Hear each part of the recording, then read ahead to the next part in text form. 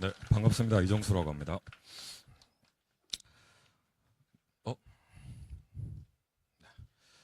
어, 일단 어제 수능을 봤으니까요. 일단 수능 얘기부터 먼저 좀 드려야 될 것 같고, 예쁜 팜플렛이 나왔으면 좋았겠는데, 안타깝게도, 네, 이제 수능을 어제 봐놓으니까, 오늘 제가 팜플렛 원고를 넘겨가지고, 아마 다음 주쯤 되면은 예쁜 팜플렛이 아마 바깥에 깔리지 않을까 싶습니다.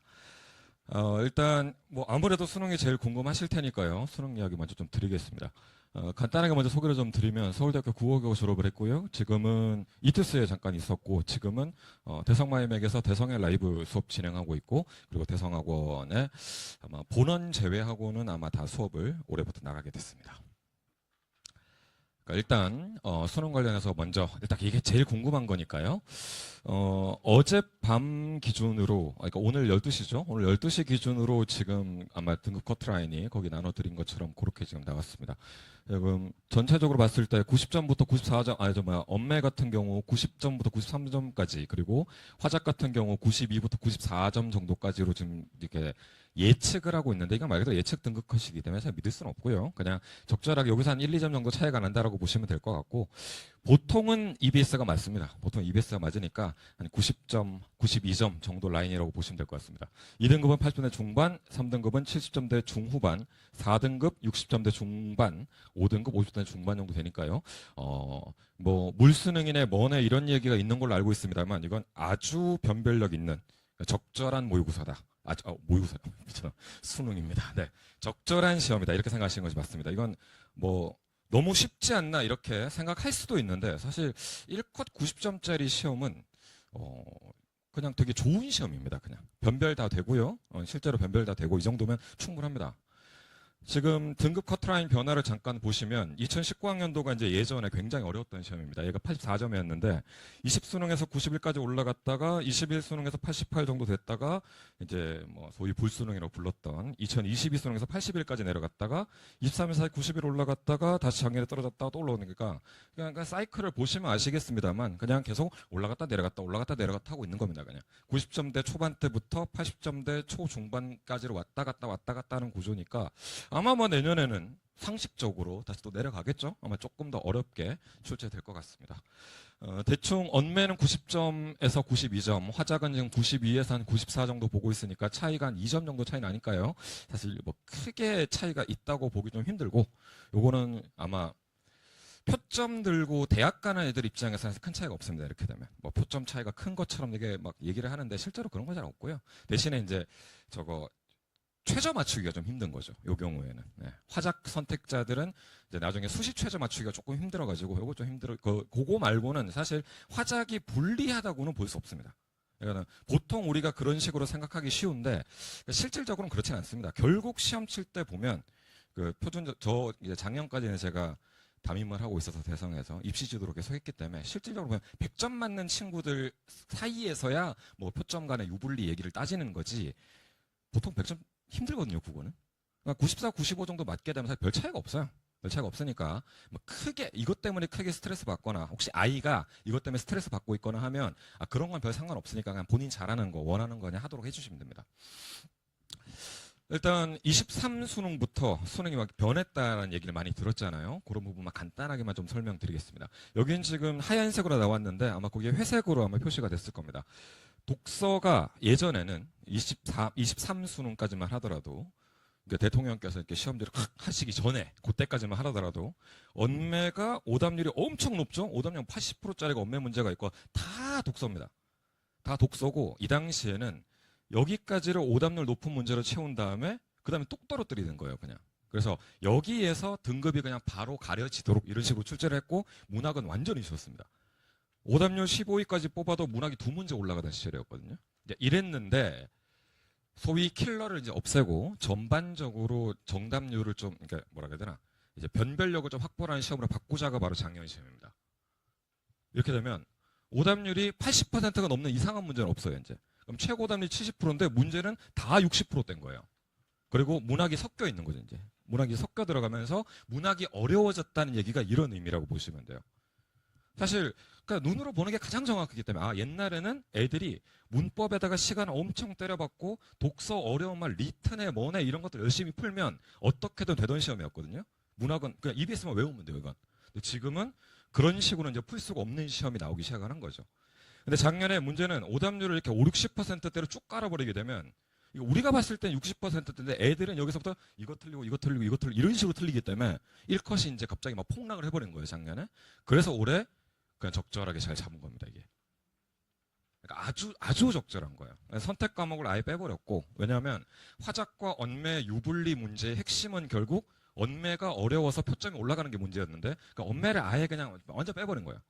제일 어려운 문제가 오답률이 38%밖에 안 됩니다. 그리고 전체적으로 보시는 것처럼 한 10% 정도 떨어진 상태죠. 그리고 역시 문학이나 독서가 적절하게 섞여 들어가는 형태. 이렇게 되면 이제 우리가 알고 있는 요 90점대 초반에 아주 적절한 등급 커트라인이 나오는 거예요. 아마 평가원은 요거를 원할 겁니다. 내년에도 요 정도로 나오기를 원할 거예요. 그래서 언론에서 떠드는 거랑 별개로 뭐 물수능이나 불수능이나 이런 거랑 아무 상관없고 중요한 건 결국 변별력이고 상위권 변별력은 보시는 것처럼 오답률 80% 70% 문제가 있기 때문에 당연히 변별이 됩니다. 이거는. 당연히 변별이 되는 거고 그 외의 학생들 사실은 실제 입시에서 중요한 건 2, 3, 4등급의 변별이 더 중요해요. 최상위권 애들 그 몇 명 된다고 걔들은 사실 별로 중요하지 않거든요. 요 애들이 변별이 중요한데 요 정도 시험이면 사실 충분히 잘 낸 시험입니다. 이건. 아마 그런데 내년에는 그래도 조금 어렵게 내지는 않을까 정도는 생각할 수 있겠고요. 어려운 문제를 잠깐 좀 보고 가겠습니다. 요번에 아까 오답률 80%면 그냥 안 풀어도 돼요. 맞죠? 이게 확률적으로 우리가 따져봤을 때 요번에 52만 명이 수능을 봤는데 52만 명이 눈을 감고 그냥 딱 찍어도 똑같은 오답률이 나와요. 확률적으로 봤을 때. 즉 이놈들은 풀고 틀린 거예요, 지금.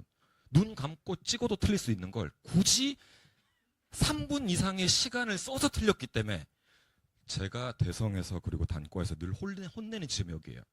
어차피 틀릴 거면 빨리 찍고 가라고 그냥. 그 생각보다 국어는 결국 시간 싸움이기 때문에 내가 80분 안에 어떻게 시간을 잘 운용해서 최대의 점수를 뽑아낼 수 있는가의 싸움이에요, 이건. 우리 생각이랑 전혀 다릅니다. 꼼꼼하게 열심히 잘 읽고 선지를 잘 분석하면 다 맞고 이런 시험이 아니에요. 80분 동안 그걸 다 읽고 푸는 게 일단 제일 문제예요. 수능 시험이 보통 한 3만 6천 자 정도 되거든요. 45분 동안 3만 6천 자 못 읽어요, 사람은. 그러니까 애들은 결국 급하게 이렇게 읽어 나가야 되고 이 읽어 나갈 때 내가 정보를 어떻게 머릿속으로 잘 정리하면서 가느냐 이게 핵심인 건데 이게 생각보다 쉽진 않거든요. 어쨌든 어려우면 저는 늘 애들한테 말합니다. 어려우면 1번 찍어라. 이건 대상학원 다니는 어떤 친구한테 물어봐도 이정수 선생님이 몇 번 찍으라 그랬으면 1번. 네, 당연히 오답률 1위 답은 1번입니다. 당연히 1번이에요. 이유는 제가 애들한테 맨날 이야기하는데 얘들이 내신을 하다 보니까 그러니까 뭐 지금 수업적인 얘기가 아닙니다. 내신을 하면 애들이 무슨 짓을 하냐면 5번까지를 다 봐야 되는 거예요. 실수하면 안 되니까. 근데 수능은 아니거든요. 수능은 1번이 틀린 말이면 1번을 찍어야 돼요, 그냥. 이게 애들이 실수를 하면 자꾸 뭐 손가락 걸기 이렇게 표현하거든요. 뭐 손가락을 걸었는데 손가락이 5개가 잘렸네. 뭐 이런 소리 해요. 그러면 내 입장에서는 아니 괜찮다고. 괜찮으니까 일단 걸라고. 대신에 걸 때는 확실한 근거를 가지고만 걸 수 있으면 돼요, 그냥. 그 자체가 중요하진 않아요. 애들은 실수할까 봐 5번까지 보거든요. 그 무슨 짓을 하냐면 애들은 이를테면 내가 5번까지 본다. 그러면 5번까지 봐야 하기 때문에 1번을 대충 봐요. 진짜로 그래. 애들은 진짜로 그래요.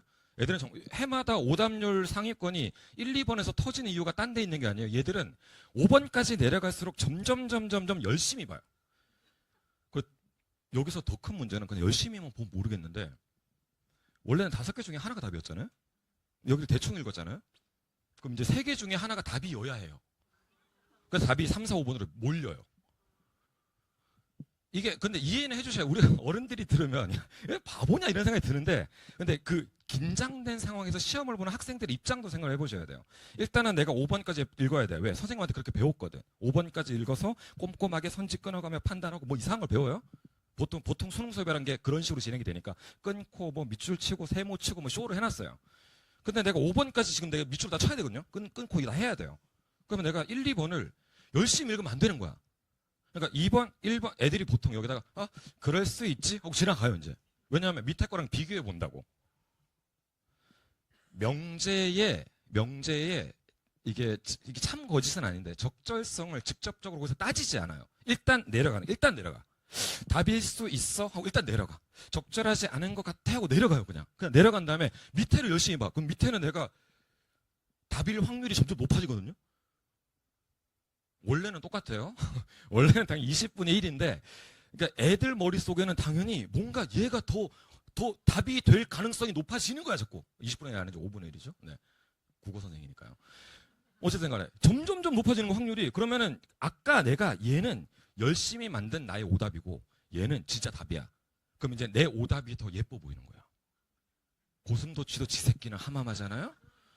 얘는 내가 만든 이상한 논리에 의해서 얘가 답이야. 심지어 적절하지 않은 거는 단어의 태클을 다 걸기 시작을 해요. 이제 대화의 전개 양상? 모습이 아닌가? 이걸 양상이라고 해도 나 이런 걸 해요. 왜냐하면 수능 국어 수업에서는 이딴 걸 가르치거든요. 단어의 태클 걸고 표현 하나에 태클 거는 걸 엄청 가르쳐요. 대단한 것처럼. 실질적으로는 평가는 전혀 그런 걸 원하지 않는데 애들이 그러고 있는 거예요. 그냥 읽으면 뭔 개소리하고 찍어야 되거든요. 이거 답 2번이고 이거 답 2번이고 이거 답 1번이에요. 이거 1번이고. 얘들은 그냥 1, 2번은 그냥 제껴요. 그냥 제껴. 그래서 제가 1, 2번 찍어라. 1, 2번 찍어라. 아, 선생님 무조건 1번입니까? 네가 5번까지 봤는데 답이 안 보이면 그때는 네가 1, 2번을 지금 대충 읽은 상황이라는 것만 인지를 해라. 그럼 네가 3, 4, 5번에 들였던 노력만큼을 1, 2번에 들일 줄만 알면 된다고. 를 1년 내내 떠들어야 돼요. 왜냐하면 2학년 때까지 3학년 때까지 내신만 했기 때문에 얘들은 무조건 선지 5개나 다 읽어야 되는 애들이거든. 불안해서 여학생들은 막 불안해서 어떻게 못해요. 1번 찍고 넘어가라고 하면 불안해서 안 돼. 이게 밑에 답이 있으면 어떡해요. 답이 있을 리가 없잖아. 왜냐면 답이 1번인데 2, 3, 4번 있을 리가 없잖아. 그걸 자기가 어떻게 아냐. 그러면 그걸 자기가 어떻게 아냐고 묻는 것 자체가 얘는 이 문제를 못 풀어야 되잖아요. 그러니까 내가 찍고 넘어가라는 거예요. 그냥 뭐 선지를 비교해서 풀고 뭐 어디서 이상한 거 배워서 막 엄청 해대요. 이 애들이 전부 다 시대인재와 대성원에 다 와요. 그래서 제 선생님이 다시 다 교정을 받아 이제. 그러지 말라고. 이상한 거 좀 하지 말라고. 근데 고3 때는 그런 거밖에 안 배우거든요. 특징만 잠깐 말씀드리면 요거 뭐 1, 2번이야. 이거 수업 시간에 계속 떠들지 않으면 얘들은 잘 안 바뀌어요. 계속 얘기해야 되고. 특징만 좀 이야기하면 요즘의 특징은 이런 겁니다. 이게 아무래도 어른이 요즘 아이들을 어떻게 바라보는가와 사실 관련이 좀 깊은데요. 우리 뭐 제가 애들한테 종강날 거의 다 똑같이 이야기를 했는데 어른들이 봤을 때 솔직히 우리 아이들에 대한 생각 있잖아요. 공감 능력 떨어진다. 공동체나 조직에 대한 이해가 없다. 자기 입장만 생각한다. 유튜브 쇼츠 같은 거 보느라 2시간짜리 영화도 제대로 못 본다. 책 한 권 제대로 읽은 애 어딨냐. 문해력은 있냐. 소설은 읽을 줄 아냐. 이제 이런 식의 생각을 가져요. 우리 어른들은. 물론 저처럼 애들을 수천 명씩 매주 보는 사람 입장에서는 우리 애들은 그렇지 않아요. 얘들 전부 다 집중력 있고, 집중력이 없는데 80분 동안 국어 시험 어떻게 봐요, 사실. 말이 안 되지. 얘들은 당연히 집중력이 있어요. 공감 능력도 있어요. 있는데, 어른이 애들을 그렇게 바라보기 때문에 시험 문제가 이제 계속 그렇게 나와요. 그러니까 우리 쪽에서 봤을 때 요즘 애들은 이래라고 하면 그냥 그걸 욕하고 지나가면 모르겠는데 그걸로 수능 문제를 내요, 국어는. 그래서 국어는 요즘에는 무조건 견해 판단 문제예요. 오답률이 터지면 무조건 견해예요. 이 사람의 견해, 이 사람의 입장을 네가 읽어냈냐를 보는 거예요. 그러면 돼요. 가에서 뭐 한 취지는 어디에 있으니까 보기에서 정부가 어쩌고 한 취지와 부합한다. 얘들의 취지와 얘들의 취지가 같다. 그럼 취지가 뭔지 알아야 돼요. 얘가 무슨 취지로 이런 거라는 거지? 를 알아야 돼. 근데 그 생각을 안 해요. 애들은 소위 팩트 체크 하신답시고 똑같은 단어 찾기만 해. 그럼 오답률 80% 뜨는 거예요, 이제. 앞에서 본말 있으면 지나가는 거예요, 그냥. 진짜 나중에 애들 문제 푸는 거 보시면 기가 차실 거예요. 센터 끊어, 무조건. 끊어. 어디서 배웠는지 여기를 끊어놓고 요 말을 가에서 찾아. 똑같은 말을 찾아. 글 절대 안 읽어요. 정보를 찾아. 그럼 그 말이 있으면 동그라미 쳐요. 여기서 보고 또 찾아. 그럼 비슷한 말이 여기 있거든요. 그럼 동그라미 찾아. 그럼 이제 지나가요. 왜? 5번까지 봐야 되니까. 그럼 이제 오답률 80이 뜨는 거예요. 근데 이게 안 되는, 이런 이상한 짓을 안 하는 애들은 말 그대로 100점 받아 의대로 가고 서울대로 가는 겁니다, 그냥. 문제는 어렵지 않아요, 지금. 아까 보셨지만, 오답률 보셨지만, 어렵지 않습니다. 그냥 견해, 관점, 비교만 물으면 애들이 탈탈 털려요. 오답률 2위. 똑같아요. 기억과 니은에 대한 이해로 가장 적절한 것은. 근대 국가 건설과 새로운 주체 형성에 주목하여 문명에 대한 견해를 박은식이 얘기를 했거든요. 그럼 박은식의 견해를 이해해야 돼요. 이 사람이 무슨 입장이고 뭔 생각을 갖고 있는가? 근데 아니야. 그냥 같은 말 찾기만 하는 거예요. 계속 같은 말 찾기만. 계속. 천드슈를 비롯한 신문화 운동의 지식인들은 과학의 근거 위에서만 민주정치의 실현이 가능하다고 주장했다. 그럼 이 주장의 의미를 알아야 된단 말이에요. 아, 과학에 있어야 우리가 민주주의를 할 수 있구나. 즉 과학에 기반해야 우리가 있던 철학적인 어떤 뭐 사상적인 이런 부분들을 펼쳐나갈 수 있구나라고 이해를 해야 되는데 안 하는 거예요. 그냥 같은 말 찾기만 하는 거야 계속. 왜냐면 거의 다 그렇게 배우거든요.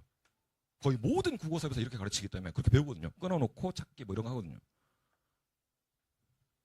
오답률 1위와 오답률 2위가 결국 견해, 관점, 비교, 취지, 비교 문제입니다. 실제로 이렇게 출제되고 있고 실제로 이러면 다 틀려요. 고전소설입니다. 이것도 역시 마찬가지예요. 그냥 이야기를 읽으면 되는데 이야기를 절대 안 해요. 내용을 파악하려거나 사람에 대해서 궁금해하지 않아요.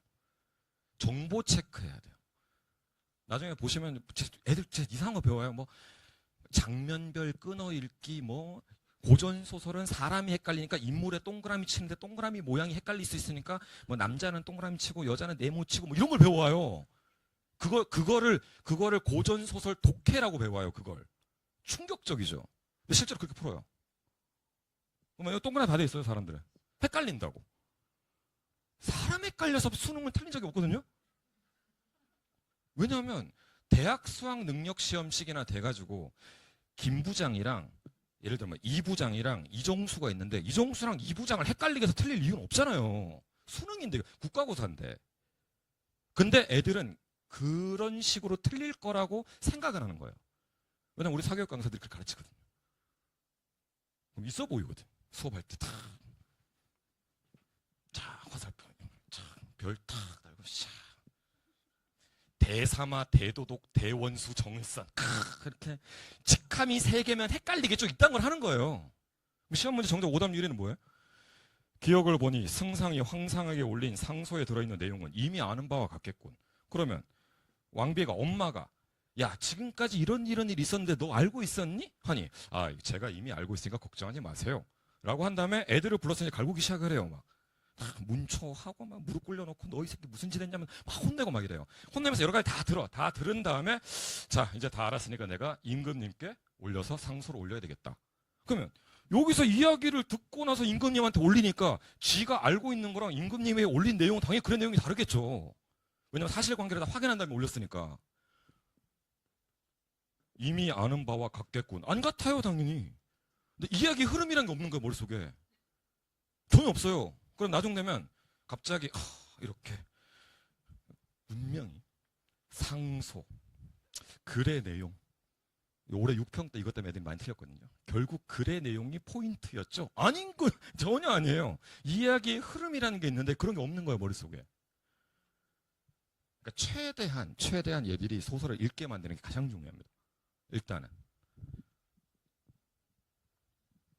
고전 시간도 이것도 결국 물어보는 게 결국 문학인데도 똑같아요. 이내 말씀은 어쩌고 저쩌고 하자는 걸 언급하여 사회의 부조리를 해결하자는 입장으로 그대 말씀과는 의견이 일치하지 않겠군. 충격적이게도 지금 독서 오답률 1위 문제들이랑 문학 오답률이 전부 다 의견, 견해, 비교, 대조하면 애들이 판판이 털려나가요. 제가 지금까지 만나본 대성학원과 단과와 인간과 이 친구들은 분명히 이런 애들이 아니었거든요. 근데 시험장만 일단 갖다 놓으면 사람을 이해하려 들지 않아요. 그냥 같은 말 찾기야. 무조건 같은 말 찾기예요. 일단 이런 것부터 좀 고치는 것이 일단은 먼저입니다. 일단 그 내신식 문제풀이, 내신식 암기학습. 나중에 제가 막 EBS 애들 딸딸딸딸 외우고 있거든요. 아무 의미 없는 짓을 하기 시작을 해요. 이제 마음이 막 불안하니까. 내신하듯 하고 싶은 거예요. 자꾸. 야 글을 읽어라. 야 이거 일단 소설을 읽어야 될 거 아니냐. 누가 나오면 이 사람의 소설이 뭔 소리라고 이제 알아야 될 거 아니냐. 근데 이게 안 되는 거예요. 일단 초반 수업 때, 겨울 수업 때는 일단 개념 수업이랑 기본적인 기출 분석 할 거고요. 그리고 나중에 이제 봄 들어가게 되면 어려운 기출들, 심화 기출들. 이제 재수생 같은 경우는 사실 심화 기출 먼저 합니다만은, 근데 고3들 친구들 같은 경우는 아직 일단 기본적으로 글 읽기 태도가 잘 안 돼 있는 상황에서 어려운 글을 줘버리면 아까 말씀드렸던 것처럼 밑줄, 세모, 네모, 동그라미만 시작을 해요. 자꾸 외우려고 들어. 요 애들은 젊고 어리니까 우리랑은 달라서 얘들은 진짜 외우거든요. 머리가 좋으니까 다 금방 외워요, 애들이. 그리고 글은 못 읽어요. 글은 못 읽어요. 정보를 정리하는 것만 자꾸 배우게 돼요. 그래서 너무 어려운 걸 초반에 줘버리게 되면 오히려 애들이 약간 이상해질 수 있기 때문에 적절한 난도의 글로 먼저 좀 연습을 하고, 그리고 이제 뭐 애들이 아는 그 엄청 어려운 글들이 있습니다. 헤겔이 어떻고 브레톤 후즈가 어떻고 뭐 이런 게 있어요. 그런 것들을 이제 나중에 봄에 좀 보도록 하고. 그리고 엄매 특강은 지금 현재는 대치에서 진행하고 있습니다. 대치에서 두 개 반을 진행하고 있고, 제 대상학원 수업 때문에 목동에까지 제가 시간을 깔 만한 여유가 없어서 그쪽으로 듣거나 아니면 뭐 영상으로 따로 뭐 이렇게 제공을 한다거나 뭐 이런 식으로 제가 방법 좀 생각해 보겠습니다. 아니면 필요하면 뭐 여름에 한 번 더 깔거나. 그리고 나중에 정규 넘어가게 되면 나중에는 이제 실전 모의고사 수업을 강대 모의고사 K로 아마 진행하게 될 겁니다. 말씀드렸던 것처럼 잡스러운 내용에 신경 쓰지 않도록 한다가 제 1목표입니다. 대상학원에서 수업 들었던 모든 친구들이 그냥 이정수가 1년 내내 똑같은 얘기를 했다. 그럼 똑같은 얘기가 뭐냐 하면 얘가 지금 무슨 말하고 싶냐만 계속 물어요. 얘 좀 뭔 말하고 싶냐고. 얘 왜 이렇게 말을 하는 거냐고. 무슨 얘기를 하고 싶어서 글을 이렇게 썼냐고. 결국 중심 내용과 필자의 의도만 파악해내면 됩니다. 문제가 좋기 때문에 이건 가능한 겁니다. 문제가 좋기 때문에. 수능이니까요. 문학 같은 경우에는 일단 쓸데없는 개념 애들을 애들이 너무 많이 배워요. 내신 쪽은 사실 크게, 내신은 오히려 괜찮은데 학교 선생님들이 만지니까. 근데 이제 이쪽 수능 쪽으로 올라오게 되면 애들이 이제 사설 문제를 풀기 시작하거든요. 사설 문제나 EBS 변형 문제 이런 걸 잔뜩 풀기 시작하는데 여기서부터 이제 문제가 발생해요. 묻지도 않을 개념에 대해서 애들이 안달복달하는 겁니다. 이를테면 우리 문학에서 역설과 반어라는 개념이 있습니다. 그런 개념이 있는데 아마 학창시절에 들어보셨을 거예요. 수능 31년, 이제 31년짜입니다. 31년 동안 학생이 손으로 역설과 반어를 찍은 적이 없어요. 왜냐면 내질 않거든요. 내더라도 걔는 답이 아니에요. 왜? 너무 어려운 개념이라. 그러니까 당연히 교수나 선생들 입장에서는 이건 너무 어려운 개념이기 때문에 학생들이 처음 보는 시를 가지고 역설과 반어를 따진다는 건 불가능하다고 보거든요. 그건 적절하지 않은 선지예요. 땡이야, 걔는. 근데 애들은 거기에 미쳐 있는 거예요. 그런 어려워 보이는 말. 수능 수준에서는 애들이 비유와 상징만 읽으면 시는 다 읽어요. 뭐 역설이네, 판, 뭐 이상한 개념어들을 잔뜩 배워요. 문학 개념, 모음식 이런 것들 가서 많이 외우고 있거든요. 그러니까 영원히 시는 안 읽는 거예요, 결국. 애들 뭐 소설, 뭐 역순행적 구성 이런 말 배워요. 수능 31년 동안 쓴 적이 없는 말이에요. 의식의 흐름 기법 이런 말 배워요. 수능 31년 동안 선지를 한 번도 나온 적이 없어요. 근데 그런 걸 막 배워. 이건 의식의 흐름 기법이라고 볼 수 있지 않나요? 그걸 네가 어떻게 알아? 제 입장에서는 그걸 네가 어떻게 알아? 네가 어떻게 봤는데? 네가 이 사람 알아? 이 작가 알아? 생각보다 쓸데없는 거 너무 많이 배우고 있고, 왜 이렇게까지 애들이 뭘 해야 되나라는 생각밖에 없거든요. 그래서 일단 아주 기본적인 꼭 알아야 되는 개념들은 당연히 갖고 가는데 그 외에 쓸데없는 개념들은 나중에 우리도 어차피 강케이하고 이감하고 뭐 이것저것 해야 됩니다. 그런 거 할 때 제가 그냥 계속 조정해주는 형태로 갈 겁니다. 초반부터 앉아서 개념을 10개 외우고 이런 식으로는 진행하지 않을 거예요. 일단은 작품을 읽게 하는 게 먼저니까요. 기본적으로 작품을 스스로 읽을 수 있게 하고 딱 필요한 개념만 배우게 하고, 그리고 상식적인 판단이 되도록.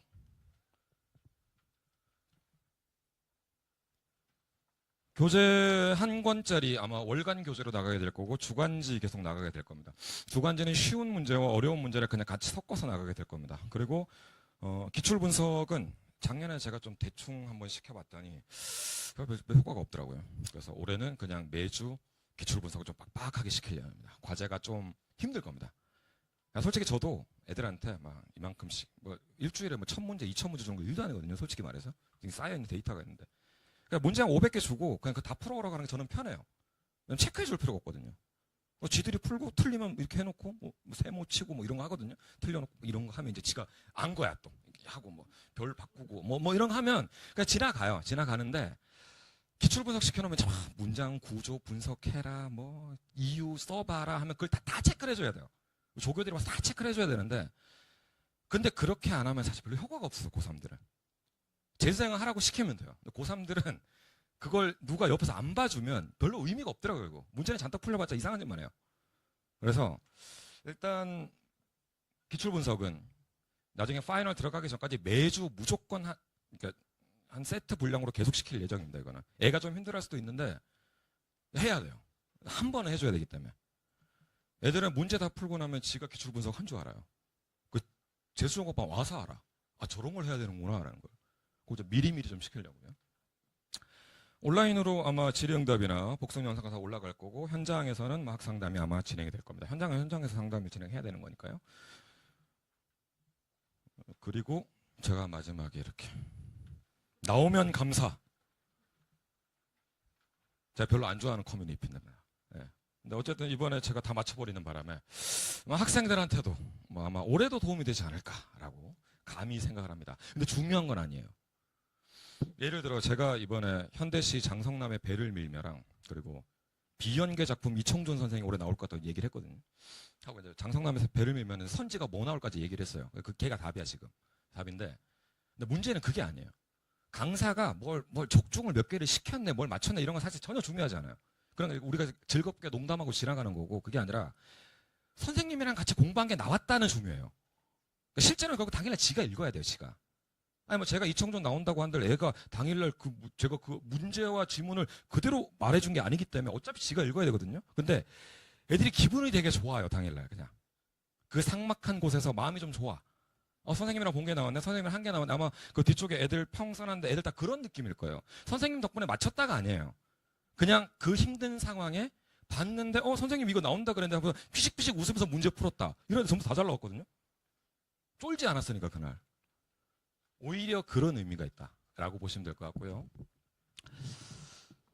개인적으로는 6평 전까지는 그냥 엄매를 하는 게 맞다고 봅니다. 하는 게 맞다고 보고, 안 되면 선생님이랑 상담해서 나중에 화작으로 틀어도 돼요. 어차피 화작이야 뭐 문제풀이 량에 달린 거지. 그게 뭐 개념이나 이런 게 없거든요. 문풀만 하면 되기 때문에 일단 6평 때까지는 엄매를 좀 공부를 해보고, 안 되겠다 싶으면 선생님이랑 상담해보고, 뭐 도저히 뭐 저는 뭐 형태 속은 나발태이고 아무도 머리 안 들어옵니다. 그러냐? 그러면 포기하자. 우리 화작 가자. 그래봤자 2점 차이다. 뭔 큰 차이 나냐? 일단 엄매를 공부하는 게 맞다고 생각을 합니다. 일단 기본적으로 아마 기출 개념 수업 먼저 4주 진행하고, 보통 이제 6주나 4주로 짧게 가는데 작년에 해보니까 재종 애들은 그게 돼요. 재종 애들은 이미 엄매 개념하면 다 뗐기 때문에 그냥 한 바퀴 돌렸기 때문에 상관없는데, 고3 친구들은 1학년 때, 2학년 때 내신 때 찔끔한 게 달아가지고 이 개념이 막 거의 다 까먹은 상태거든요. 4주 동안은 그냥 개념만 계속하고 나머지 4주 동안 기출 분석만 계속하는 형태로 이렇게 수업은 좀 진행을 할 겁니다. 근데 지금 일단 대치해서 진행을 할 겁니다. 시간표는 우리 목동미래탐구에서는 금요일 저녁 6시 반부터 10시까지 진행할 거고요.